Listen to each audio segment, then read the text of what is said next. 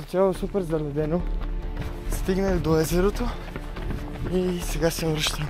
Свърши загрявката и започва интервала. Завърших 10 интервала с една такава тренировка. Нещата няма да се вършат, ще се поуправят. Ден номер 7 и защо всъщност не направих тренировката? Здравейте в следващото видео, в което Garmin ще ми тренира в базовият ми период за подготовката за 100 км ми състезание. Garmin предлага да те тренира спрямо скорост или спрямо пулс, като аз първата една година, в която тренирах, използвах тренировка по скорост, но след това реших да пробвам с пулс и съм много по-доволен, поради причината, че има дни, в които мога да се справя по-добре, тялото ми се чувства по-добре, както имам дни, в които тялото ми не е толкова подготвено и ако трябва да поддържам винаги една и съща скорост, то тогава всъщност не мога да държа един и същи пулс всеки път. Тренировка ден 1 е базова тренировка, която аз трябва да поддържам зона 2 за час и 2 минути. Но всъщност успях да издържа 52 минути, което са 8 км и 250 метра. Причината защо спрях 10 минути по-рано е защото беше много заледен асфалтът и няколко пъти щях да падна и си казах, че е по-добре да прекратя тренировката сега и в следващите дни да наваксам тези 10 минути. Като сега може да видите запис от ден 1.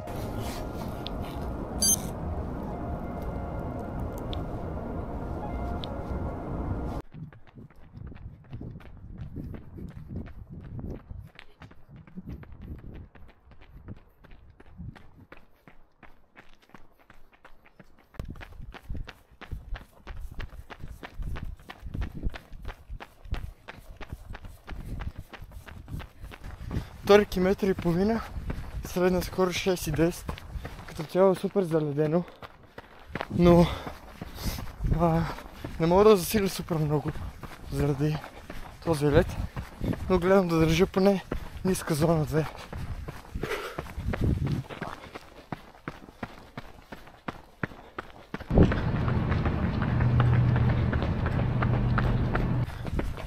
Трети километър и половина, стигнах до езерото и сега се връщам.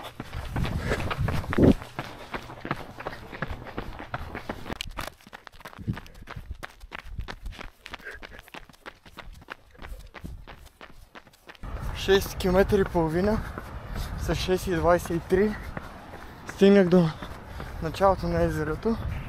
Имам още 20 минути.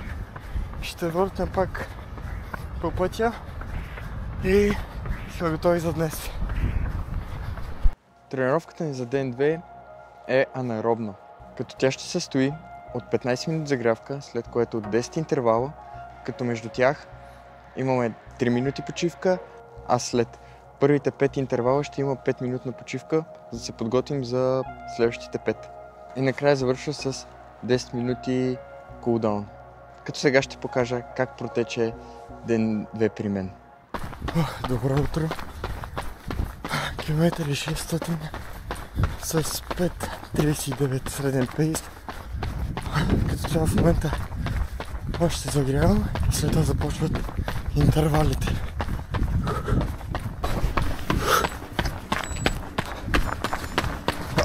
Свърши загрявката и започва интервала.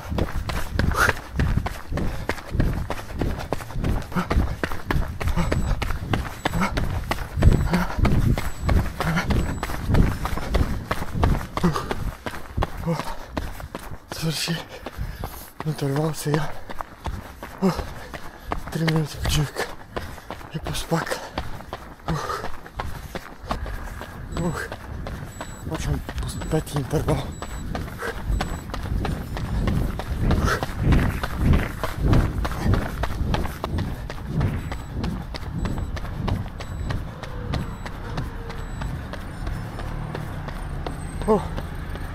Пети интервал минах.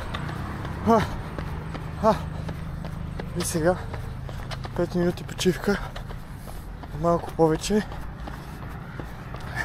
И след това още 5 интервала. Започвам последния интервал. Айде!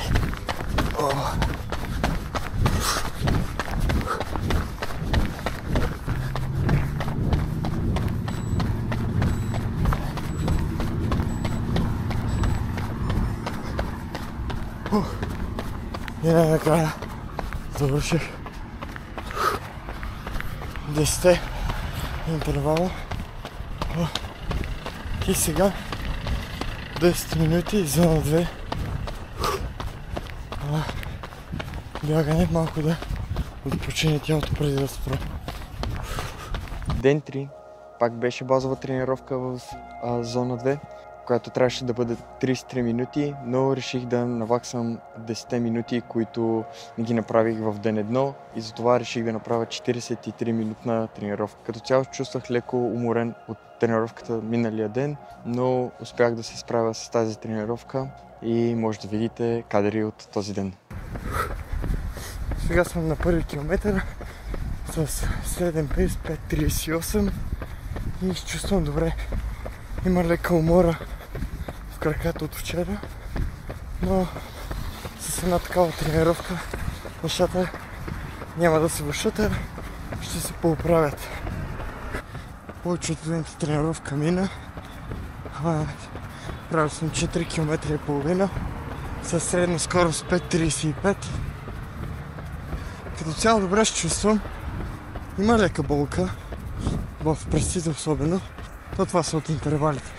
Нормално е. И да, хайде да довършим. То съм с 33 минутната базова тренировка, със средна скорост 5.38 и сега за последните 10 минути, които да наваксам от понеделник, ще се преведа вкъщи. Хайде! И до утре! Ден 4, часовника ми даде да си почина и реших да го послушам, така че да, направо може да се прехвърляме към ден 5. А ден 5 е пак анаеробна тренировка, пак 15 минути загрявка, след това 10 интервала, като почивка между тях по 3 минути и след първите 5 интервала е 5 минути почивка и накрая 10 минути кулдаун период. Като цяло се чувствах много добре.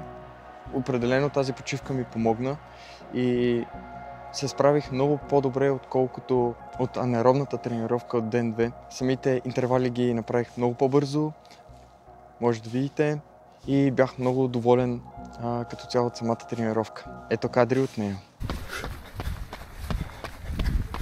Това съм на първи километър, надявам се виждам, и средна скорост 5.29, така че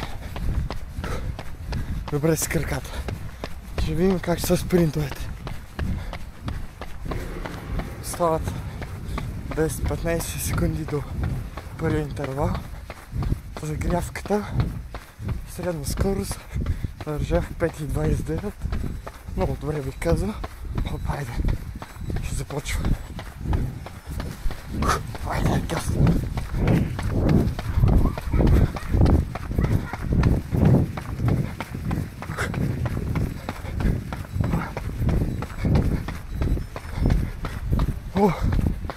Минах първи интервал.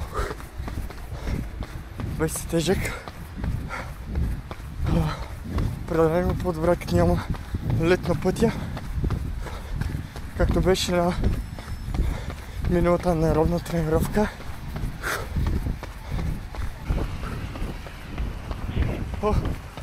Пети интервал бягам и след това ще е по-дълга почивка.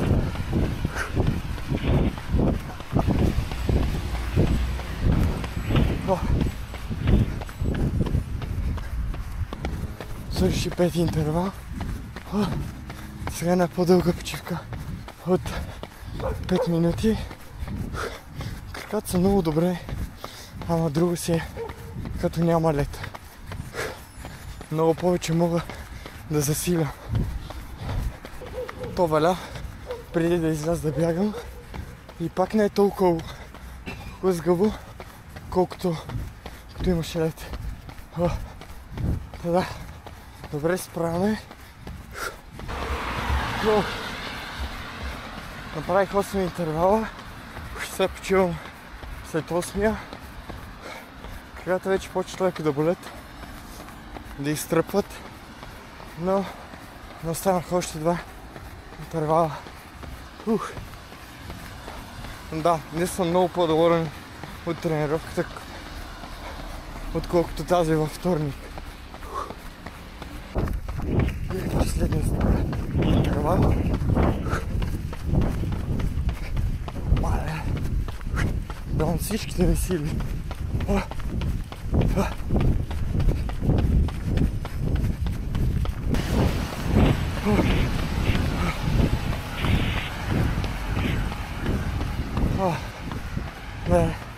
Свърши. Си тежко. То не малко. Това се справихме. Състанаха ни 10 минути. Кулдаун. И се прибирам. Хайде до утре. Тренировка от ден 6 е базова тренировка, 33 минути, пак, която ми дойде добре, бих казал. Определено краката ми бяха много по-добре, отколкото от тренировка от ден 3. Много по-добре се справих с нея. Нямах толкова мускулна треска и се чувствах много добре. И да, може да видите кадри от нея. Минах първи километър със средна скорост 5.32. Краката не ме болят толкова много от вчера. Да видим сега, като ги раздвижа малко. Трети километър, средна скорост за тях 5.31. Изненадващо краката са добре. Мисля, имам лека болка, но съм много по-добре, отколкото как бях в сряда на тези 33 минутен бейс след анаеробната тренировка. Тогава горе-долу преполовихме тренировката и сме готови. 5 км и 250 метра. Почти свърши тренировката. Среден пес 5.29. Леко засилих на моменти. О, да. Беше добра тренировка. И сега дойде време за ден номер 7. И защо всъщност не направих тренировката? Ами причината е, защото след тренировката от ден 6 се почувствах много кофти. Усетих, че може би съм настинал. Имах силна хрема, започна да ме боли гърлото и си казах, нека преспя и да видя на следващия ден как е. И в неделя, като се събудих, ми беше много лошо и реших да не рискувам, за да не се влоши още повече. Но да, все пак тренировката, която трябваше да правя за този ден е трешхол тренировка, в която първите 10 минути загрявам зона 2, след това бягам 21 минути в зона 4 и накрая имам пак почиващи 10 минути в зона 2. Исках да ви дам тренировката, все пак ако някой реши да направи също тези тренировки. Като цяло щях да направя за тази седмица около 54 км с тази последна тренировка, ако бях направил, което не стига точно 60 км, които аз бях си задал.